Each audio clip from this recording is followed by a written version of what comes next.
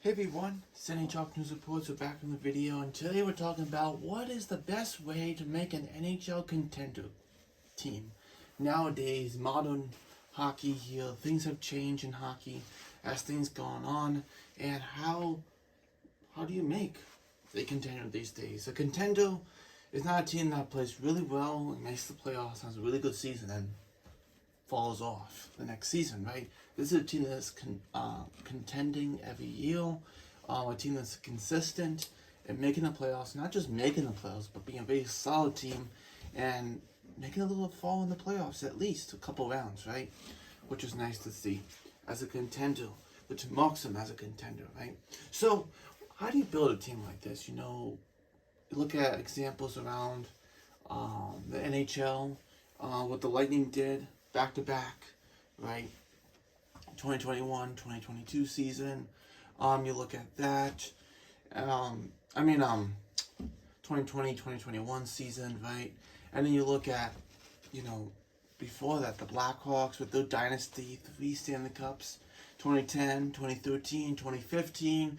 And you think of the Penguins, 2009, 2016, and then 2017, right? So, contenders. Yeah, the contenders, right?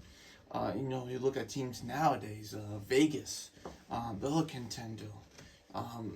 You look at Colorado, you think of Carolina, teams like that. Even the Rangers would be called a contender too for how they built their team in the future, right? Even New Jersey's getting there. They are building toward that contender status. Last year was a really good season. This year they have a little trouble, but doesn't mean they're not going to be good for the future. They're really a solid team. They'll get over the struggles, and it looks like they'll make the playoffs. I will think they would, right? So just some things to think about, some contenders. But how do you build?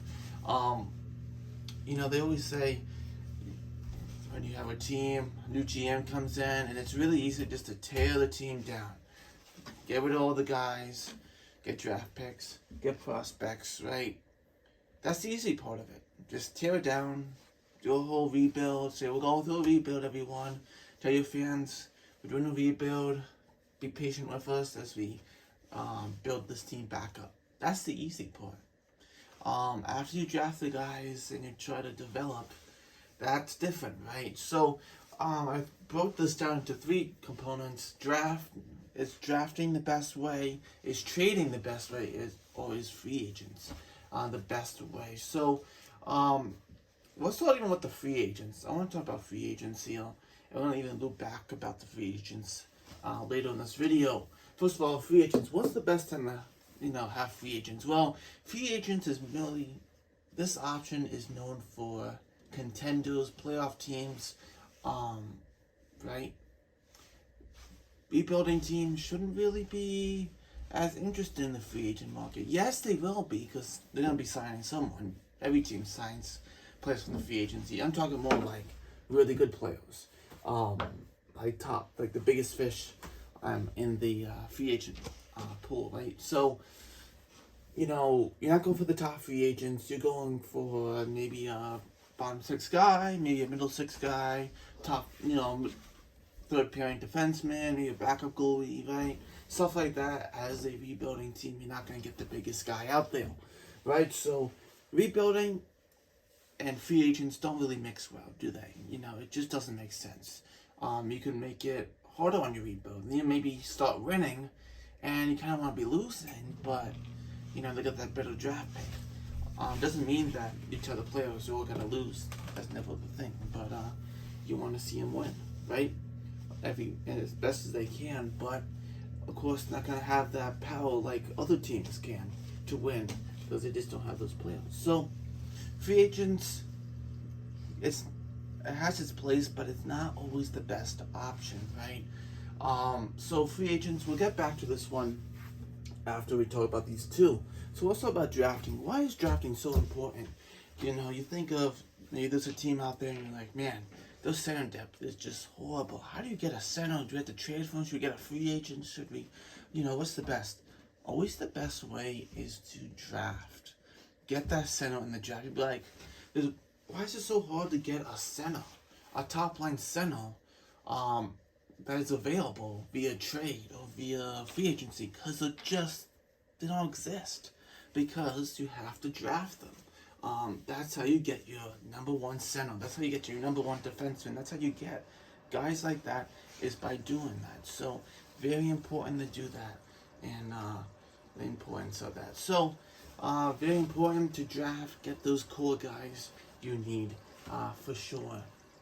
So that's the importance of drafting. You get your guys that are really good, and that top line center that you may be lacking on your team, or whatever you may be lacking. It's very important to do that for sure. So getting that core guy, drafting. That's the review of drafting. Very important to do that, and it's even nice to stockpile on draft picks. If you're going through a rebuild and just tearing it down and doing things right, stockpile on some draft picks. The more draft picks you have, the better chance you're going to have of a really good player. You know, so if you have, maybe you have 2 first-round picks, try to get 2 first-round picks, and even the later rounds, just try to get some good picks, a lot of picks, bring them together. The odds of you getting a really good player increase than maybe the other rebuilding team, right? So it's very important to get plenty of draft picks and to do it like that. It just is. That's how you build.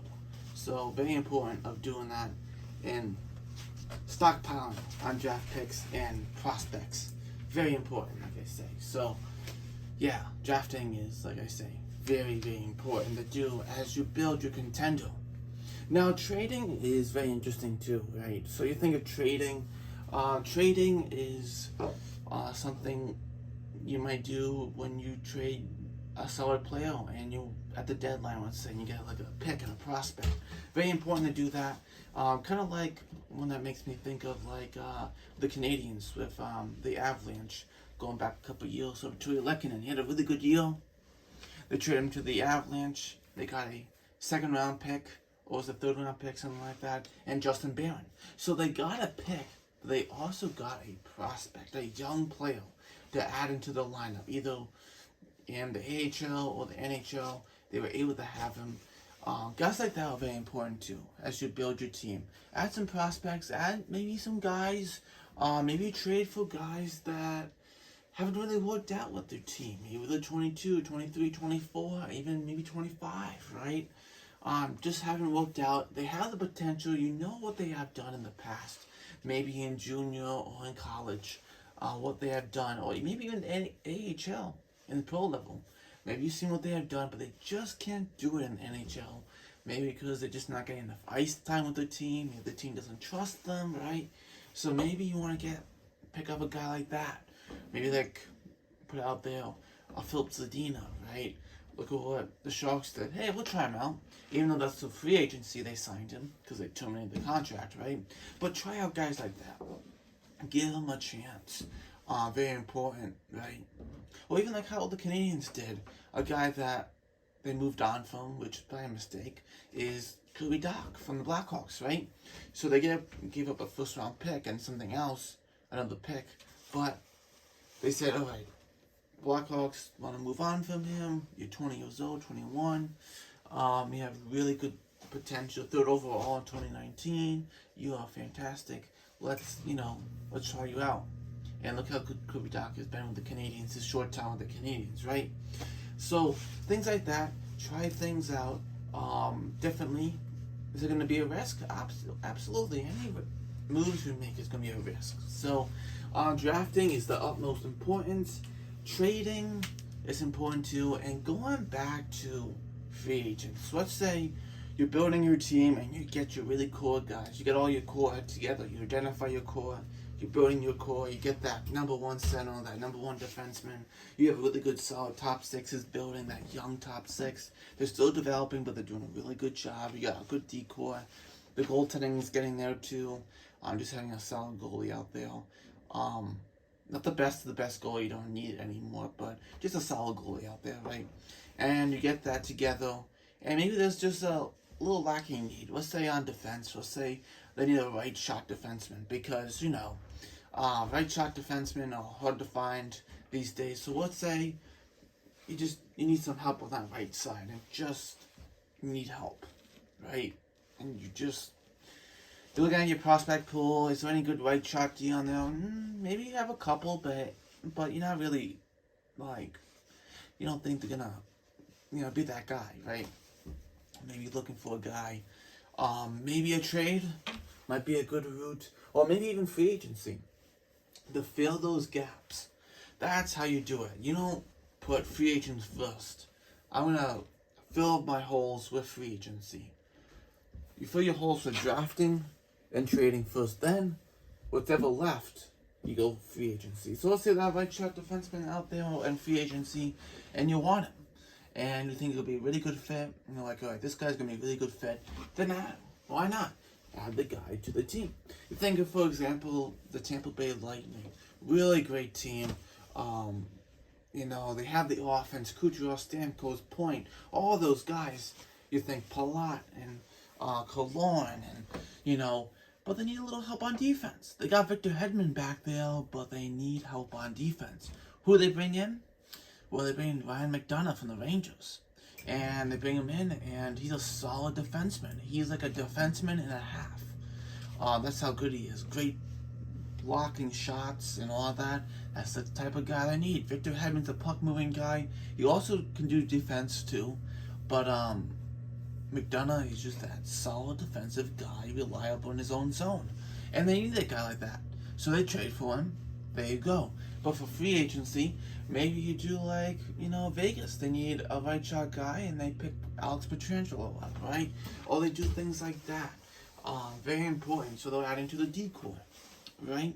So even if that means the same thing for forwards, right? You need a top 6 winger and you see one in free agency you want to pick up. But everything else, you already did your drafting, you did the trades you wanted to do, and you just have to fill those gaps in. Maybe you're trying to push for a playoff spot now. Maybe your team is just developing well, and you will, in a rebuild, maybe 3 years, 4 years, you're really kind of developing. You really, got those draft picks, developing. You got those young guys. They're already playing the NHL first couple seasons, and now you want to try to make the playoffs. You're like, all right, we're getting to the point. Can we try to make the playoffs? Kind of like what the Ottawa Senators did. They added some veteranship on that forward group. They added Claude Giroux. There you go. Let's add some veteranship. You got Brady Tkachuk. You got Tim Stutzler. You got Batherson, Norris, right? So you got guys like that, and you add Claude Giroux part of it. There you go. You drafted first. You did your trades first. And then you add with free agency. So that's how you do it. Not, free agent first, then draft, and then trade, because you gotta find yourself mediocre. And you don't want to be mediocre. That's the most boring thing, because you either want to be a winning team, really good, or you want to be saying, hey, we're really bad, we're going through a rebuild, but there is a future for us. There is a future, we will be good soon. You want to give a hope, right? You don't want to be, well, we're mediocre again this year. What do you want to do? You want to have a future, either a winning future, like this is going to be a contender for the next, several years, hopefully several years, right? Some years to come, or rebuilding, and we should be a contender in the coming years. Is that what we're hoping for? We'll see how things go, right? So thanks for watching. Let me know your thoughts on this, and I'll see you next video. Bye.